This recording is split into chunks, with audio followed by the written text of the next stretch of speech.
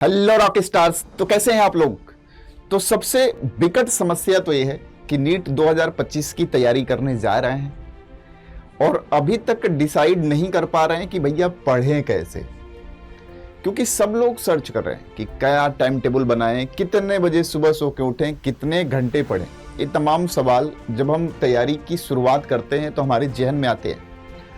और चूंकि हम गांव से, ग्रामीण परिवेश से हैं, तो हम बस दूसरे की कही सुनी बातों पे ज़्यादा फोकस करते हैं। हमें बताया ही गया है कि बहुत पढ़ना पड़ता है, तो हम एक टाइम टेबल बनाते हैं। जो टाइम टेबल देख के ही बहुत बोझ सा लगता है कि 18 घंटे 19 घंटे कैसे इस टाइम टेबल को फॉलो करेंगे। और सबसे खुशी की बात है कि वो टाइम टेबल जिस दिन बनाते हैं हम उसी दिन उसको पैक करके रख देते हैं कि चलो भैया आज का काम तो हो गया, अब कल जो है इसको शुरू करेंगे। लगभग सारे बच्चों के साथ इवेंट होता होगा कि आज जो है टाइम टेबल बना और उसी को एक काम समझ लिया गया कि चलो भैया आज का काम निपट गया, कल से पढ़ेंगे। अलार्म लगाते हैं अगले दिन के लिए, सुबह उठते हैं और फिर अलार्म बंद करके फिर टाइम टेबल को मॉडिफाई करते हैं। जहां फिजिक्स आपने लिखा था कि सुबह 5 बजे या 6 बजे से उठ के 3 घंटा पढ़ेंगे, वहीं अलार्म जब बजता है तो फिर आप क्या होता है, दबाते हो, कहते हो नहीं अब 7 बजे से शिफ्ट कर लेते हैं क्योंकि सुबह थोड़ा ज़्यादा हो जा रहा है। ऐसी समस्याएं लगभग सबके साथ होती होगी। और ऐसी समस्याओं की वजह है क्या है कि आप एक दिन बैठ के डिसाइड नहीं कर सकते कि आप 365 दिन आपकी एक्टिविटी क्या होगी। और जो आपकी ये प्रिपरेशन है वो 365 दिन की है दोस्त, अगले दिन की नहीं है केवल कि आप एक दिन पढ़े फिर अगले दिन टाइम टेबल बनाए।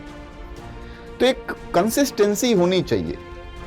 तो कंसिस्टेंसी आएगी कैसे, क्या टाइम टेबल होना चाहिए, हमारे पढ़ने का तरीका क्या होना चाहिए। क्या सर जी सही में 18 घंटा पढ़ना चाहिए, क्या मैं खेल कूद देश दुनिया सबसे साथ छोड़ दूं।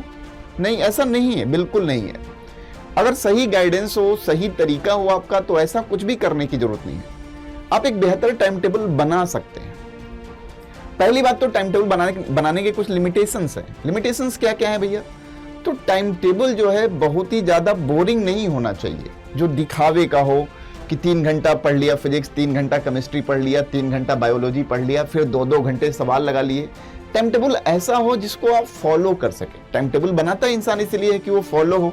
टाइम टेबल इसलिए थोड़े बनाते हैं कि फिर उसके लिए भी टाइम टेबल बनाएंगे हम, नहीं। तो आपको टाइम टेबल जो बेस्ट होगा, क्योंकि हर बंदा यहाँ जगने का टाइम, सोने का टाइम अलग होगा।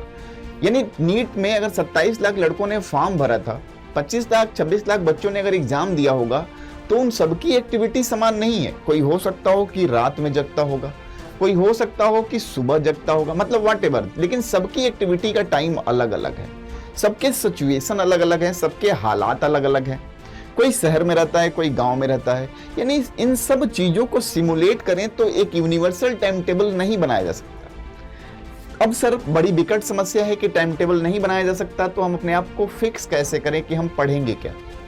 तो बहुत जरूरी है जानना कि हमारे टाइम टेबल जो बनाने का तरीका है, क्या वो टाइम बाउंड होना चाहिए या कंटेंट बाउंड होना चाहिए। अब कहोगे टाइम बाउंड क्या होता है। यानी बहुत सारे बच्चे जब टाइम टेबल बनाने जाते हैं, ये मेरा पर्सनल एक्सपीरियंस बोल रहा है, तो टाइम लिखते हैं कि आज फिजिक्स पढ़ेंगे 3 घंटे, आज केमिस्ट्री पढ़ेंगे 3 घंटे, बायोलॉजी पढ़ेंगे 3 घंटे। लेकिन किसी ने पढ़ने से पहले या समय लिखने से पहले डिसाइड नहीं किया कि इस 3 घंटे में हम पढ़ेंगे क्या। तो टाइम टेबल बनाते समय इस बात का ध्यान रखिए कि जो आवर लिखा हुआ है स्टडी का कि 3 घंटे, 2 घंटे, 5 घंटे, 7 घंटे, जो भी लिखा हुआ है, अपने दिन भर में 18 घंटे का जो शेड्यूल बनाया हुआ है, उसे घंटे में मत डिवाइड करो मेरे दोस्त। टाइम टेबल बनाने में जो टाइम जाया कर रहे हैं आप, उससे बेहतर है कि आप अपना जो सिलेबस बुक है, अभी नीट का एग्जाम अगर 2025 में देने वाले होंगे, तो नीट 2024 में जो भी ऑफिशियल अनाउंसमेंट आया था, नोटिफिकेशन आई थी, उसके साथ सिलेबस बुक मिलता है। आपको थोड़ा अपने हाथों को कष्ट देना पड़ेगा।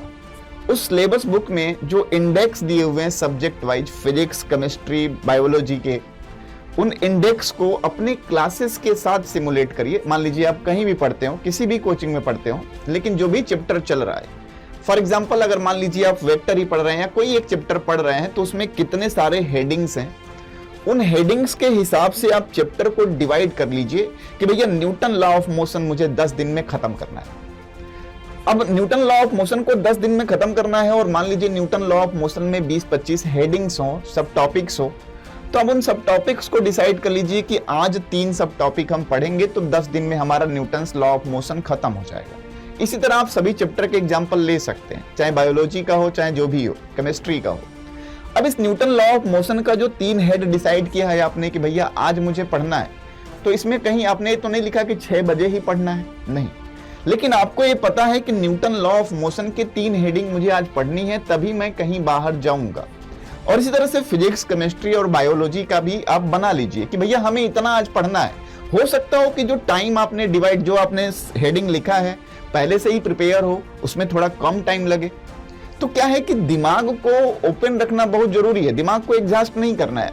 अल्टीमेटली लास्ट डेट पे जो है ना, हमारा दिमाग ही हमारे साथ जाएगा। तो हमें पढ़ना कुछ ऐसे है कि हमें इंडेक्स के हिसाब से डिवाइड करना है और हमें खुद को डिसाइड करना है कि हम कोर्स कब कंप्लीट करना चाहते हैं। अगर हमें लगता है कि भैया हम 6 महीने में कोर्स पढ़ के कंप्लीट कर सकते हैं, तो इंडेक्स को उन्हीं 180 डेज में डिवाइड करिए और जितने हेडिंग्स हों डिवाइडेड बाई 180 कर दीजिए। आप देखिए आपका निकल जाएगा कि आपको 2 डेली पढ़ना है या 3 डेली पढ़ना है। अगर टाइम टेबल बनाने का तरीका आपका ये है, ठीक है, मेहनत है, क्योंकि इस टाइम टेबल में जो ट्रेडिशनल तरीका है कि फिजिक्स 3 घंटे, इसमें तो आपको मेहनत लगी नहीं, बस ये टाइम टेबल शिफ्ट करते रहे आप, क्योंकि फॉलो नहीं हो पाएगा। आपको खुद नहीं पता होता है कि आज कितने बजे आप सोएंगे और कल कितने बजे जग जाएंगे, तो आप 365 दिन को कैसे डिसाइड कर सकते हैं। लेकिन एक चीज तो अगर आपकी कंसिस्टेंसी है और आपने डॉक्टर बनने से प्यार किया, इंजीनियर बनने से व्हाटएवर जैसे भी प्यार किया है, तो एक चीज तो डिसाइड कर लेते हो ना कि आज मुझे इतना काम खत्म ही करना है। क्योंकि इस तैयारी में सिलेक्शन पाने के लिए डिसिप्लिन्ड होना बहुत जरूरी है। और ये वही डिसिप्लिन है जिस डिसिप्लिन के अंतर्गत आप जो हेडिंग लिखे हुए हैं कि भैया आज मैं 3 टॉपिक पढ़ लूंगा, फला फिजिक्स से या केमिस्ट्री से या बायोलॉजी से, तभी जो है हम किसी दूसरे काम को करेंगे, अदरवाइज हिलेंगे नहीं। देखिए आपकी तैयारी अच्छी होने लगेगी, आप में इंप्रूवमेंट आने लगेगा। तो टाइम टेबल को घंटे से डिवाइड ना करते हुए टाइम टेबल को आप डिवाइड करिए किससे, कंटेंट से। देखिए आपकी तैयारी अच्छी जाएगी और आप फील फ्री करेंगे, आप सामाजिक चीजों पे भी ध्यान दे पाएंगे। धन्यवाद।